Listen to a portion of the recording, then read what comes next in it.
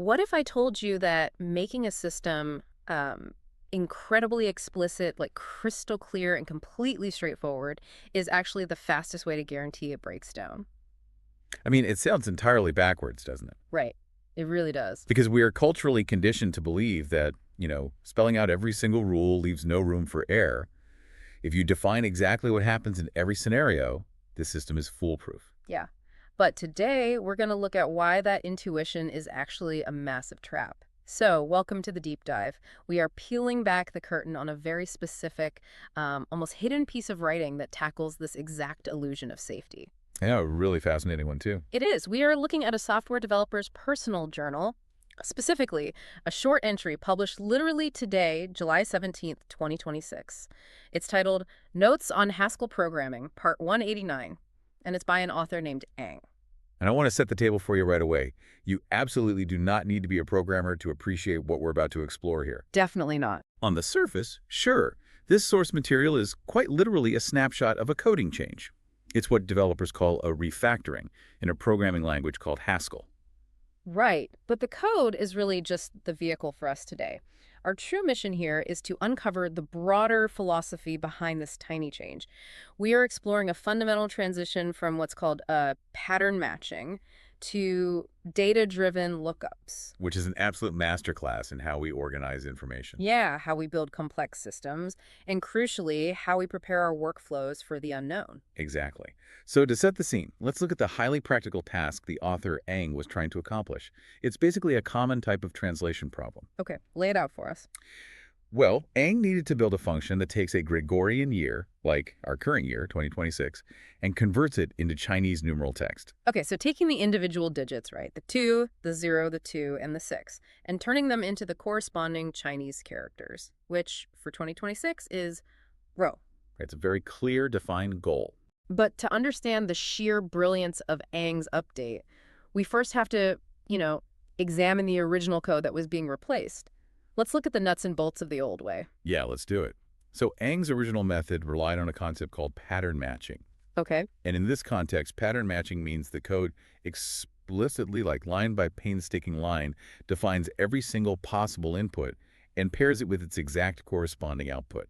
It is incredibly literal. I mean, looking at the journal entry, Ang actually shares this original code, and it's 10 separate lines of hard instructions. 10 totally distinct rules. Right. It basically says if the input digit is the character 0, the output is the Chinese character a. If the input is 1, output si. If the input is 2, output has. And it literally just does this line by line all the way up to 9, outputting Yes, none. it leaves absolutely zero ambiguity, none.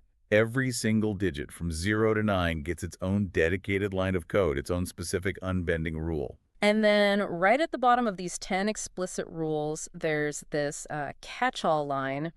It looks like this in the code. It says digito Chinese C equals C. It's actually a pretty elegant fallback. Yeah. Yeah, it simply means if the character you receive isn't a digit from 0 to 9, let's say someone accidentally inputs a hyphen or, I don't know, a letter. Just return whatever character is inputted. Exactly. Don't try to translate it, just pass it through the system completely untouched. Okay, wait, I gotta play the skeptic here for a second. Because I'm looking at Ang's notes right now, and Ang literally calls this original pattern matching way straightforward. And looking at it, I mean, it is. It really is. Any person, even someone who has never written a single line of code in their life, can look at those 10 lines and know exactly what the program is doing. 0 goes to 0, 1 goes to 1. So in a world where digital systems fail silently and mysteriously all the time, shouldn't we be begging for systems that are completely explicit and obvious like this? Like, if the number 7 stops translating, I know exactly where to look. I look at line 7, it's safe, so why on earth change it? Well, it feels safe because human beings naturally crave a one-to-one map. It reduces our immediate cognitive load. Right. We don't have to think abstractly, we just read the list. But the comfort of that exhaustive list is actually an illusion. An illusion? How so? Because of a critical limitation in the design. See, in that pattern matching method, the data, meaning the actual numbers and Chinese characters, and the logic, meaning the act of translating one thing to another, they are deeply permanently fused together. Okay, they're tangled into a single knot. Exactly. And when data and logic are tangled like that, changing the data requires you to rewrite the logic itself. Oh, I see. You have baked the specifics of your current temporary situation into the very foundation of your machine. You haven't built a universal translator. You've built a machine that only knows how to speak one extremely narrow dialect. And only if you hand it the exact right vocabulary. Precisely. Okay, let's unpack this with an analogy, because I think this applies way beyond just writing code. Oh, absolutely it does. Think about running a restaurant. The pattern matching approach is like designing a hyper-rigid 100-page menu where every single possible substitution is written out as a completely separate meal item. Oh, I love this analogy. Right, complete with its own specific price and kitchen instruction. So you don't just have a generic burger button. You have a line item for burger with pickles, a totally separate line for burger without pickles, another one for burger with extra pickles. And if a customer asks for burger with tomatoes, and burger with tomatoes isn't explicitly printed on page 42 of the menu. The cashier's computer literally cannot process the order. The whole system just halts. Right. The entire operation freezes because the system only knows what it has been explicitly built to know. Yes. To accommodate the tomato request, management has to, call an emergency meeting, reprint the physical menus, and add a brand new line item. That is the hidden cost of an explicit system.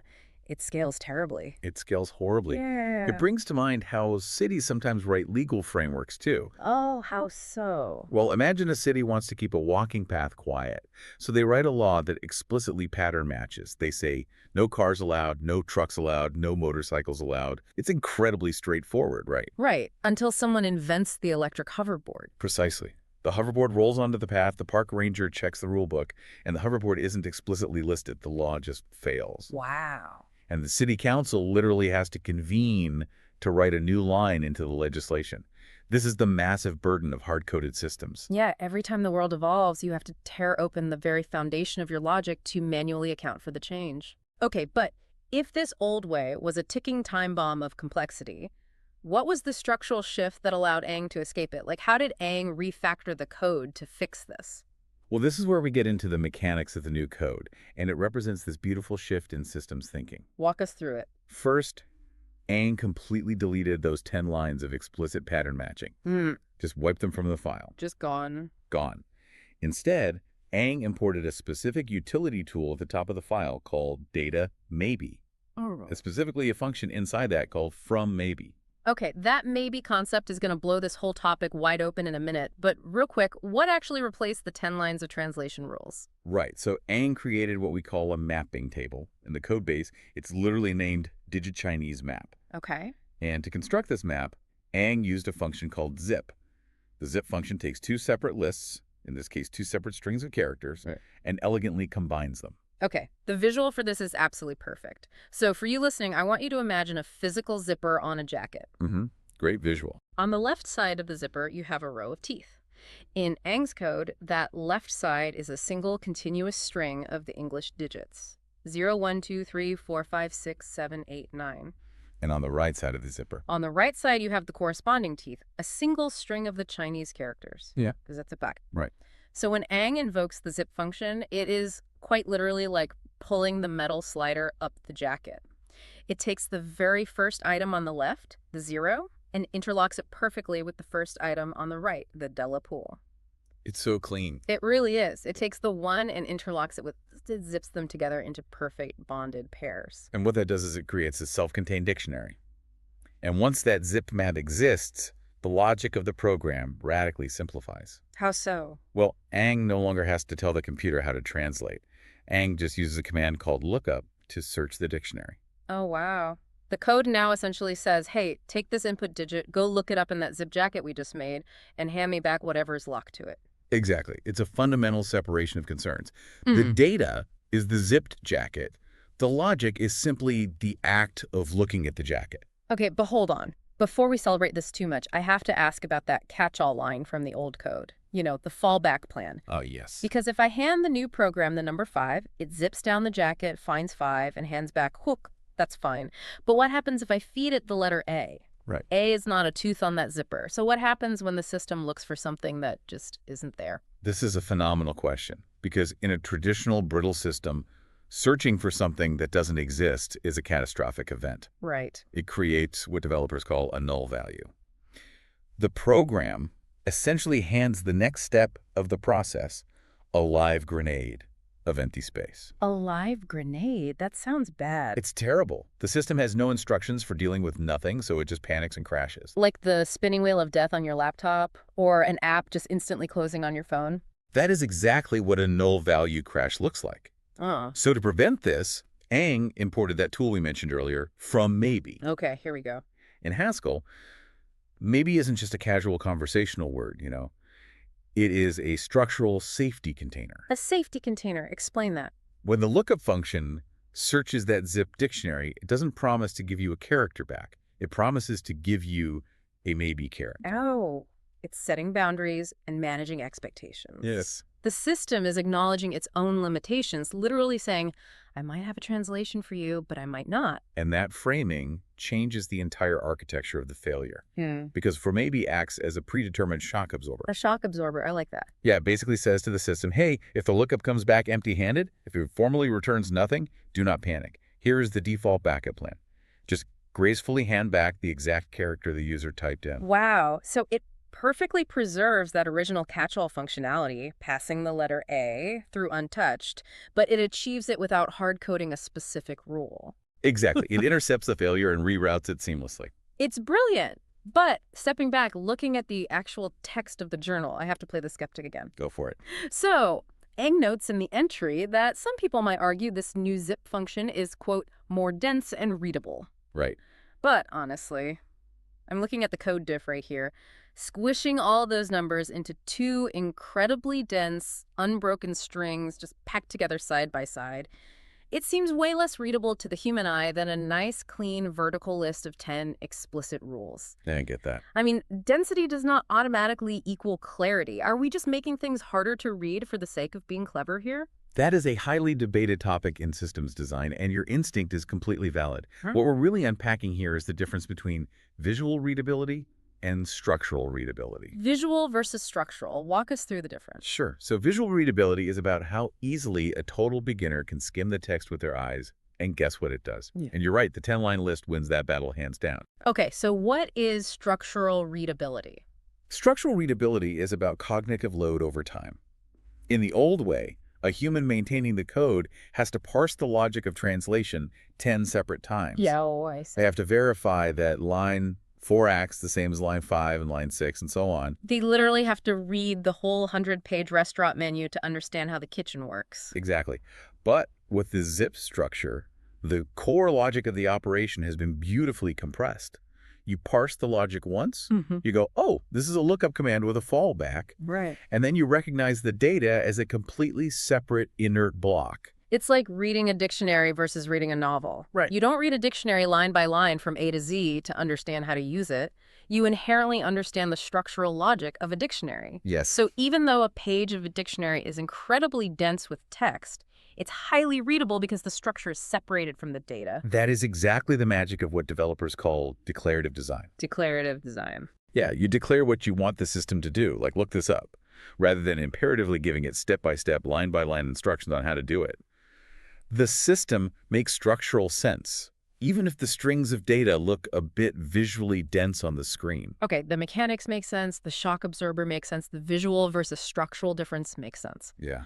But this brings us to the real climax of Aang's journal entry. But why? Right. If this new zip method requires this leap in structural thinking, what was the actual trigger? Like, why bother spending the time to make the change today? Extensibility. Aang reveals the true motivation right at the very end of the notes. Okay. Aang points out that in the near future, this system might need to support traditional Chinese characters. Specifically, Aang mentions needing formal or financial numeral. Formal or financial numerals. Wow, the real world intruding on the code. Always. It always does. Now think about the implications of that new requirement under the old system.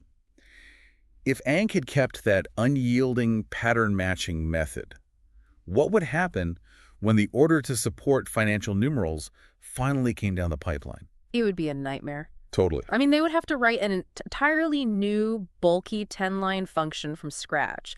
They would have to build a completely separate set of rigid rules specifically for financial numerals. Right. The code base gets longer, it gets clunkier, and there are literally twice as many lines of code that could contain a typo. You were forced to shed the entire structure and build a new one. I actually like to think of the old pattern matching code as an exoskeleton, An exoskeleton. like a bug. Yeah, exactly, like a rigid shell. It provides incredible immediate protection and structure, but the moment the organism needs to grow, the exoskeleton becomes a cage. Oh, wow. You literally have to break it, shed it, and painstakingly grow a larger shell. It's a vulnerable and super resource-heavy process. That is a perfect way to visualize it. So if the old way is an exoskeleton, Aang's new refactored code is an endoskeleton. Exactly. The bones, the lookup logic, and the shock absorber are internal. They never have to change. You just grow new tissue and muscle over them. Right. So to support a totally new type of financial numeral, Aang doesn't have to touch the underlying logic at all. Not a single line. Aang simply declares a new map, a newly zipped string of financial characters, and swaps it into the existing lookup function. That is so cool. The machine itself is completely untouched. You just hand it a different dictionary to read from. It's exactly the same logic as a translation app on your phone. How so? Well, swapping a map in Aang's code is like just downloading a new language pack to the app. You don't have to hire a team of developers to build a brand new software application from scratch just because you suddenly want to translate French instead of Spanish. Mm-hmm. Right. The core application, the endoskeleton, already knows perfectly well how to translate. You just give it new data to work with. It's so clean. And what is so fascinating to me is that this tiny, highly technical journal entry from July 2026 is actually a philosophical blueprint for anticipating the future. Yeah, it really is. It captures a fundamental evolution in how we solve complex problems. It literally marks the shift from relying on hard-coded rules to embracing a flexible, data-driven approach. You build the container once, make it incredibly robust, and you let the contents change whenever the real world demands it. Right. And if we pull this all the way back to the bigger picture, this is really a story about intellectual humility. Humility, that's an interesting word for it. Well, think about it.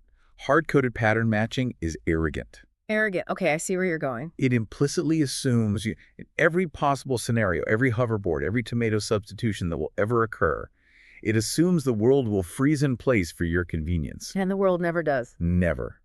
Data-driven design, on the other hand, is humble. It acknowledges that the world is chaotic and totally unpredictable. Requirements will shift.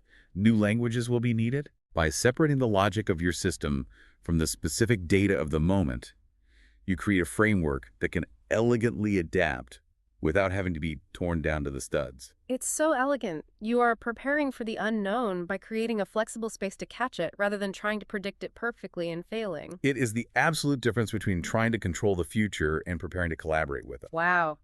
Let's briefly recap this journey for you, the listener, because we have covered a massive amount of conceptual ground today, starting from a very short source text. We really have. We began with a tiny piece of Haskell code, literally just a function meant to translate the digits of the year 2026 into the Chinese characters Kuo. And from that simple refactoring, we unpacked a massive universal concept, the profound trade-off between building straightforward, hard-coded rules and designing extensible, data-driven systems. We saw how Aang used the zip tool and the lookup command to completely separate the what from the how. We moved from an exhaustive, brittle list of rules to a simple, flexible dictionary that can be swapped out whenever the future demands it, like for those financial numerals. We also explored how tools like From a Maybe act as shock absorbers, safely catching the unknown rather than letting it crash the entire system. Right. It is a really powerful reminder that sometimes the straightforward, explicit solution is actually a trap that locks you into devastating rigidity. At the very end of this journal entry, part 189, Aang signs off with a simple promise. It says, "But we'll discuss this in future posts, till the next post." I love that. Right. It's incredibly clear that this philosophy of extensibility, of untangling logic from data, is an ongoing journey, even for an experienced developer. It is a constant, iterative process of refining how we think about structure and how we prepare for change. Absolutely. And this raises a crucial question, not just for software engineering, but for how we operate in our daily lives. Which brings us to our final thought for you to chew on today. We want to challenge you to look beyond the code and look deeply at your own life, your own workflows, your own business, or even just how you organize your household. So, where in your own life are you relying on rigid pattern matching? Where are you hard coding a unique, stressful custom response for every single specific situation that pops up when you could instead be building a flexible, data-driven mindset? A mindset that easily and calmly adapts when life inevitably hands you a new set of rules. Ask yourself, are you building internal systems that can gracefully accept a new language pack when the environment shifts? Or are you still just adding new 100-page menus to the restaurant, hoping nobody ever asks for a tomato? Till next post, thanks for diving depth with us.